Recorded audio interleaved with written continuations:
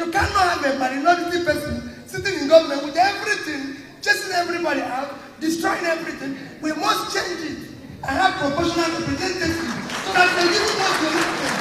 That is how we have people not to impeach me. Today, the president impeaches the person. So that is the thing that is corrupt. They were begging my house not to impeach me. And they were PDP. I was in anger. And they were begging. President was calling me and said, Peter, are you okay? Even when I was impeached, President Obasanjo called me and said, are you okay? Are you safe? When I go back from the court, when court eventually declared me under Anjuba, President Yaradua called my phone in London and said, congrats. I said, President, I can't come back because, if I come back, these people, he said, tell me the flight in which you're coming back. And I told him, when I came in the first time, military people came to me about 1999. If you look at where we are today, it's like they started in 1999, laid the foundation. Some people came and took it a decking, and some people were trying to raise it to first floor, and some people came and knocked everything down. That's the situation where we are now. Everything has been knocked down. Nothing works. And I'm somebody who can say this exemplary. I became a governor through the court when President Obasanjo and Atiku were in government. I did not pay the court one naira. I was sitting in my house in the office, and the court declared me winner. When a governor is not student, it can happen in Nigeria today. When I was being impeached, the president sent people to come and intervene on my behalf. Ken Namani came begging house people not to impeach me. Today, the president impeaches the person. So that is the thing that is corrupt. They were begging my house not to impeach me. And they were PDP. I was in anger. And they were begging. President was calling me and said, Peter, are you okay? Even when I was impeached, President Obasanjo called me and said, are you okay? Are you safe? When I go back from the court, when court eventually declared me under Anjuba, President Yaradua called my phone in London and said, congrats. I said, President, I can't come back because, if I come back, these people, he said, tell me the flight in which you're coming back. And I told him, when I came in the first time, military people came to receive me at the airport. I couldn't believe it. I took me straight to him. Now the president will ask me not to come back here again. So insane. Let's not talk about it. Let's talk about how we are going to do it. It's collapsing.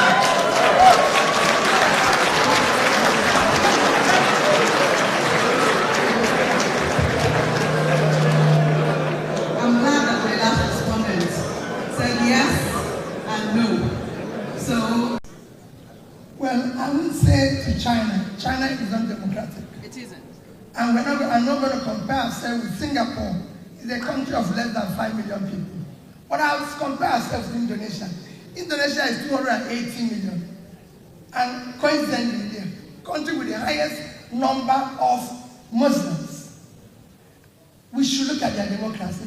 They have what we call proportional representative. That is what I've always championed and what you do.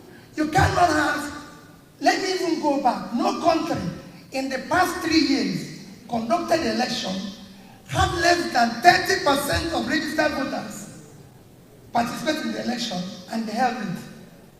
Everyone was going and check from South Africa to Mexico to Indonesia. They were not less than 60%. Nigeria was 23% of registered voters. In that 23%, Nigeria is the only country where you can be declared a winner without receiving 50% plus one of the votes. Our own was 37%.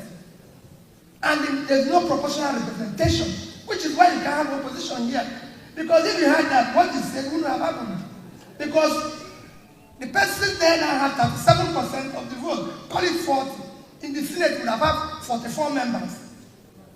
PDP, with their leader, would have had about 34 members, and Labour would have had 24. In fact, we should have actually formed government. You cannot have a minority person sitting in government with everything, chasing everybody out, destroying everything. We must change it and have proportional representation so that they give us the elected. That is how it works. And when we do that, go I see it in Indonesia. In Indonesia, the president's party is not the leadership party in the parliament, but they have proportional representatives, which brings proper checks and balances. Like he said, it's the operators. That is why I said it's fair. His argument showed that it's failing, because the operators now have failed it. That is more go back, it is failing. But even in Nigeria, there's more to do with the operators. I'll give you an example. Here in this room, seated, is former President Olusegun Obasanjo. Under his regime, state of emergency was declared in a number of states. The National Assembly, then you had Senator Ayin Pius Ayin as President of the Senate, and of course, Senator Ken Enamani and Senator David Mark. They all worked. And then, of course, Speaker Masari was also Speaker of the House of Representatives, Speaker Ete and Bankole and myself at the point. We all ensured that 2/3 majority of members of both chambers passed the emergencies in those times. By 2/3, each member had to vote. Each member had to vote. And you know that Parliament is guided by the Constitution, by its rules, and by precedents. In this same National Assembly, we have the same Constitution, in a way, under Section 305. It has not been amended since the commencement of this democracy. We have our standing rules, and we have precedents of how 2/3 were able to be established in those instances where emergency was declared in Plateau, emergency was declared in Borno, Adamawa, and Yobe. And we stuck by those. And we were guided by the Constitution. What happened in the last one? So I still insist that you need to check out the operators of the system.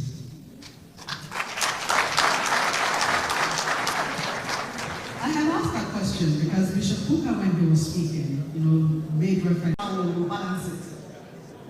Yeah, I think we are looking at democracy within the context of Africa, not just Nigeria. And I listened to the speaker very well. He talked about the challenges, but I'll go even further.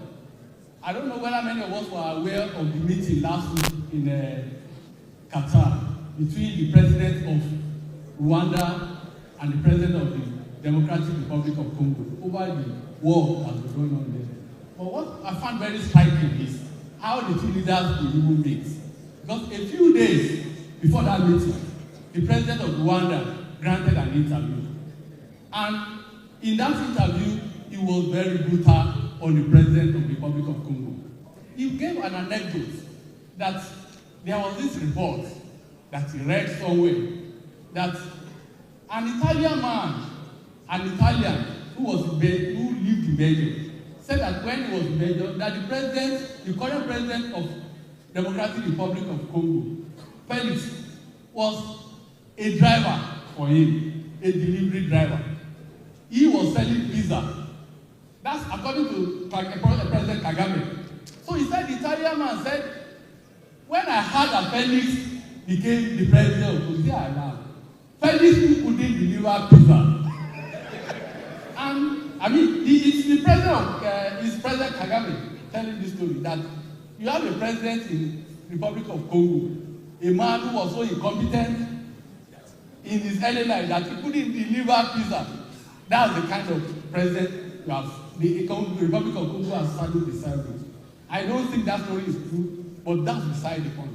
The point really is that there are challenges for every country when it comes to management of politics.